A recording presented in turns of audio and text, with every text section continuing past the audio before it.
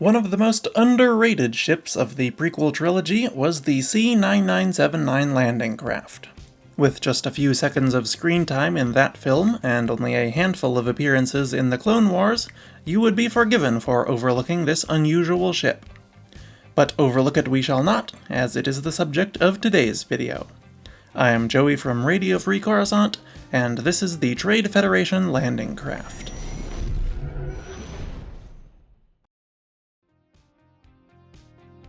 Design.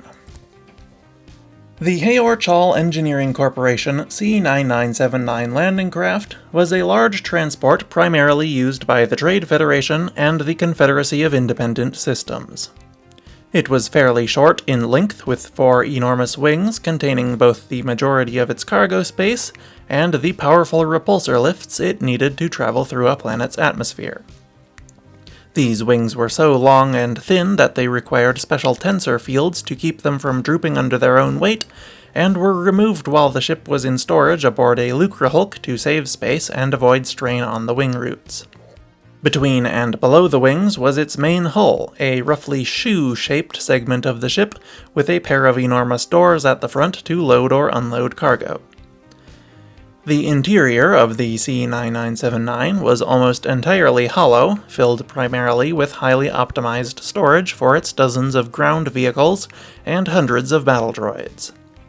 Other than the tensor field and repulsor lift generators in its wingtips, a small command deck at the top of the ship, and a few droid and vehicle maintenance bays, essentially the entire volume of the landing craft was storage.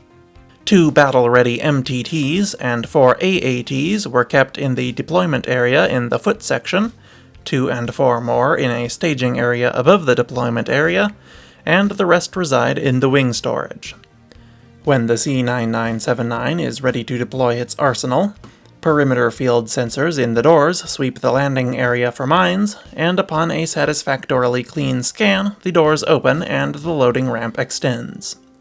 The vehicles in the deployment area exit the ship, and the 6 in the staging area are lowered into the deployment zone. The next set of tanks and transports are then towed into the staging area by repulsor lift rails, where they power up their own repulsor lifts and are rotated into the correct orientation on a turntable before being loaded into the deployment area as soon as it's clear. This process is repeated until all of the landing craft's vehicles are deployed, which can take up to 45 minutes for a full-scale deployment. Though this is just as much a testament to its carrying capacity as it is a consequence of this operation's complexity. The C-9979's load of tanks and transports was said to be enough to subjugate an entire planet, but that sounds like separatist propaganda to me.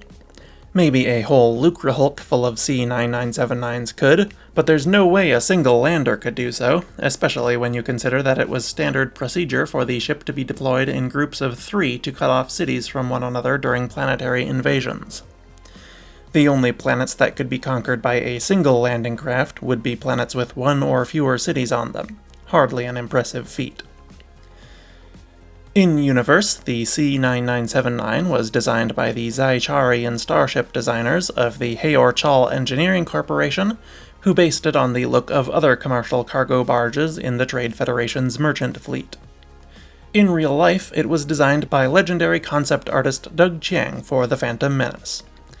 It was based on the wings of a dragonfly, but George Lucas selected it due to its coincidental resemblance to an old biplane. Specifications. The size of the C-9979 is a matter of some debate. It has been said to be both 370 meters wide and 149 meters wide, with the larger size presumably being based on its appearance in The Phantom Menace, and the smaller coming from its appearance in the Clone Wars. If I had a nickel for every time a Separatist ship has been doubled or halved in size between appearances, I'd have at least 3 nickels.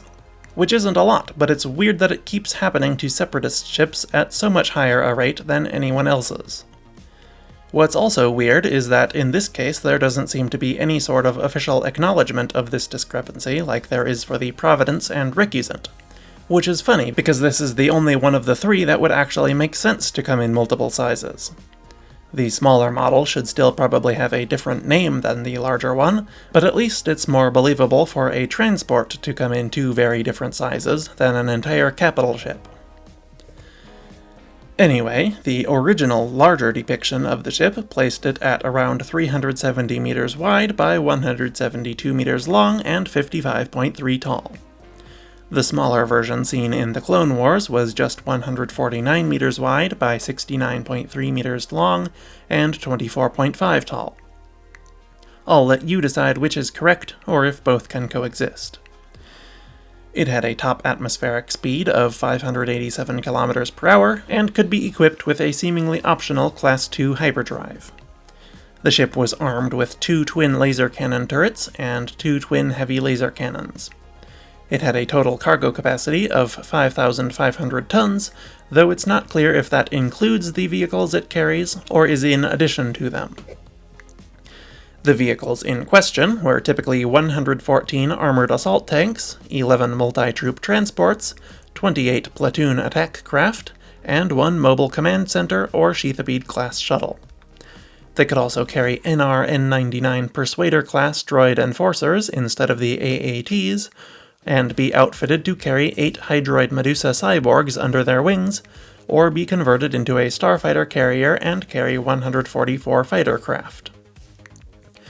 The C-9979 required a crew of 88 B-1 battle droids, or 143 organic crew, and could carry 2,500 battle droid and droideka passengers.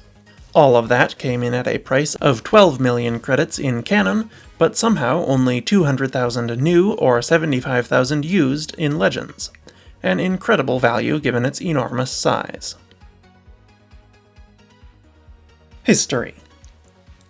Very little is known of the history of the C-9979, despite its impact on galactic history.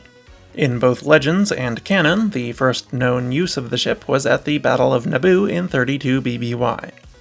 I am inclined to think that it was likely in use for many years before then for cargo hauling purposes with the Lucrehulk, but it's certainly possible it was purpose-built as a military craft.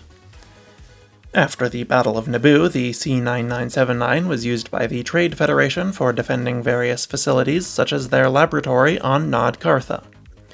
3 landing craft were used by the Republic in the Second Battle of Zenoma Sikat in 29 BBY, and most of the Trade Federation's C-9979s were pledged to the Confederacy of Independent Systems, along with the rest of their military forces for the Clone Wars in 22 BBY.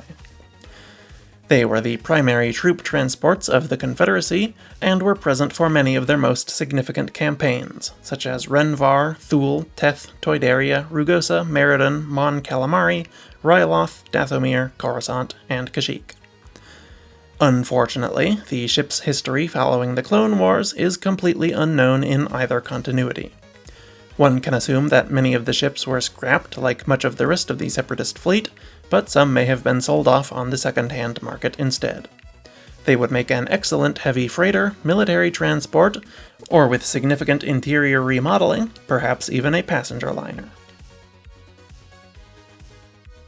And that's everything there is to know about the Trade Federation landing craft. I've been wanting to talk about this ship for ages, but it just barely didn't make the cut for several different list videos, so I decided it deserved one all its own. So please let me know what you thought of it, and what else you'd like to see in the future in the comments. Thank you for watching, and I will see you next week.